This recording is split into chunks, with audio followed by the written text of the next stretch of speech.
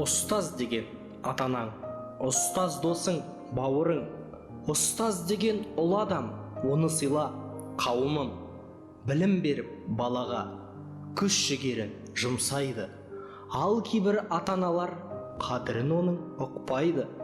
Дұрыс сабақ бермейді, балама көңіл бөлмейді. Алдыңғы ол партаға отырғызбай баламды, тақтаны ол сүрт дейді.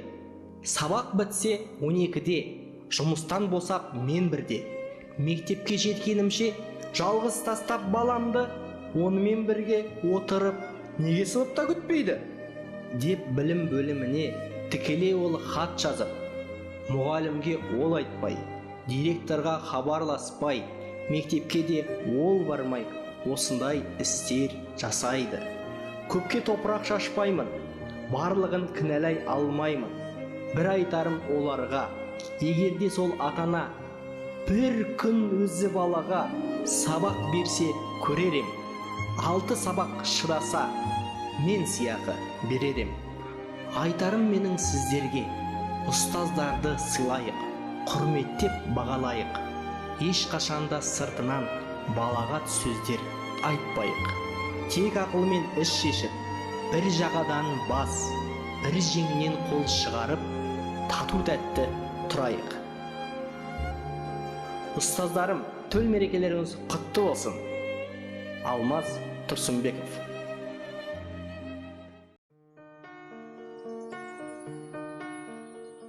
Жаңбырлы түн, қол шатырсыз екеуміз, тербетіле вальс билеп келеміз. Музыкамыз тоқтамасын ешқашан. Құшақтай, жақынырақ кел маған. Дождливая ночь, без зонта мы вдвоем, танцуем вальс мы босиком. Пусть музыка играет бесконечно, прижмись ко мне, обнимать буду тебя вечно.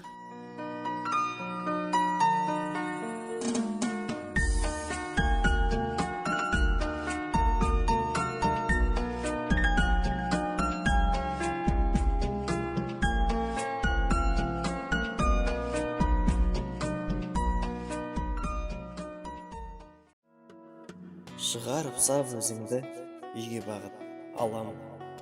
Махаббатқа бөленіп, жаяу кетіп барамын. Бір сағаттай үйге жол, ұзақтығын білемін. Күтпесін деп жеткенімді, WhatsApp-пенен қайырлы түн тіледім. Үйге жетіп, тамақ ішіп, саған қоңырау шаламын.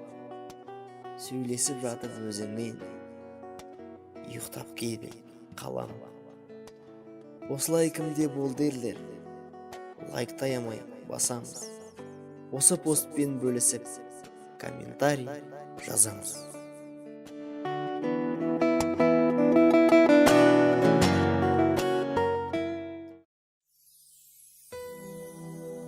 Есіліме қарашы, қандай ғажап саласы.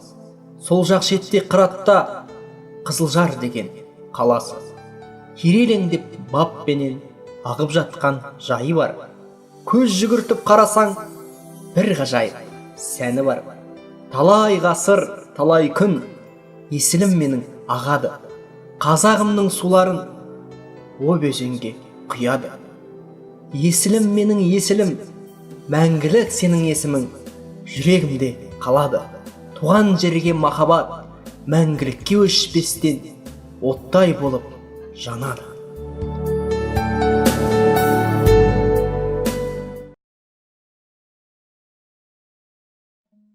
Асан қайғыдай көсем болсам, жиреншедей шешен болсам, Қазыбектей би болсам, Біржандай мен сал болсам, Махамбеттей ақын болсам, Исатайдай батыр болсам, Динапамдай күйші болсам, Шарапамдай биші болсам, деп қазақтың ұл қызы армандаса жақсы еді. Биік таудай үлгі тұтар ұлыларым бар еді. Өзге елдің тұлғаларын үлгі тұтып не керек? Олардың жат салт дәстүрі, тілі діні не бермек? Қазақ болып туғаннан соң қазақты сен үлгі тұт. Мансапқа жет жақсы істер, атқарсаң сен болар құт. адал істе жұмысыңды, халқыңды сен алдамай. Бұл қылығың көрінеді бейнеңдегі айнадай. Отбасыңа берік болып, барлығымен тату бол. Бақытты өмір бастауына табарсың сен сонда жол.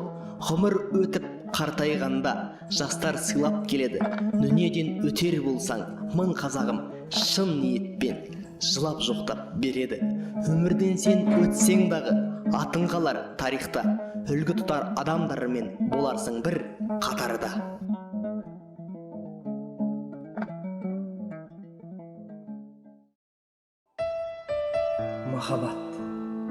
Махаббат деген бір ғажап сезімдердің патшасы. Махаббат деген бір тылсым, жүрегімнен сұрашы. Махаббат деген оқиға, дұрыстап сен қарашы. Махаббат деген өмір ғой, тату араз арасы. Махаббат деген ұшқын ғой, пайда болған еш жерден. Махаббат деген ыстық қой, көрініп тұр көзіңнен. Махаббатты сатпаңдар, бағалаңдар, баптаңдар. Бұл өмірде сыңарсыз ешқашанда қалмаңдар.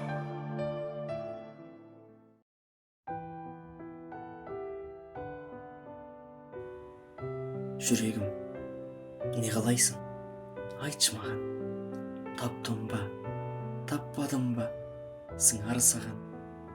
Мүмкін мен дара туған жан шығармын.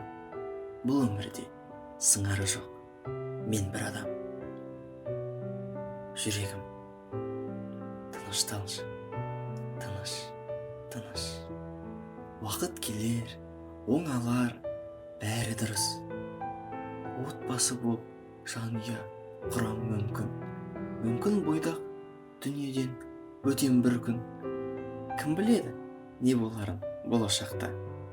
Көріп келге біз барып балашсақ та, айтып бермес өмірімді толықтай. Бұл сұрақтың жауабы тек Аллада.